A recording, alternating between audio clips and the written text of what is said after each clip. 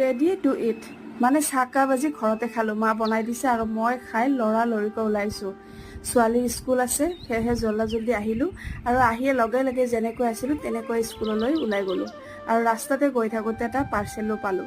পাৰ্চেলটো লৈ এনেকৈ স্কুল গৈছোঁ। আজি পিছে বহুত বেছি ভাগৰ লাগিছিল যে সেইকাৰণে নিৰামিষ ভাতকে বনালোঁ আৰু ময়ো খালোঁ, তেওঁকো খাবলৈ দিলোঁ। এইফালে মই এডিটিং কামত বহিছোঁ, যেতিয়াই তেতিয়া এডিটিং কামত বহি যাওঁ, কোনো টাইম টেবুল নাই। আৰু মানুহজনে মই গধূলি অকণমান বাহিৰলৈ বুলি ওলাই গ'লোঁ আৰু ঘূৰি আহোঁতে আজি কচৰি লৈ আহিলোঁ আৰু বিস্কুট লৈ আহিলোঁ। বোলো আজি চাহকাপ বাহিৰত নাখাওঁ আৰু ঘৰতে গৈ খাম, সেয়েহে গোটেইখিনি বস্তু কিনি আনিলোঁ আৰু ঘৰতে চাহকাপ খালোঁ। আৰু আজি মই ৰাতিৰ কাৰণে মই কচুৰ লতি বনাম, যিহেতু ঘৰৰ পৰা লৈ আহিছিলোঁ। আৰু এই কচুৰ লতিখিনি বাছোঁতে মোৰ বেন বাজি গৈছে, তাৰমানে কিমান যে সময় লাগিছে আৰু কোনোমতে বনাই চনাই খাই ল'লোঁ।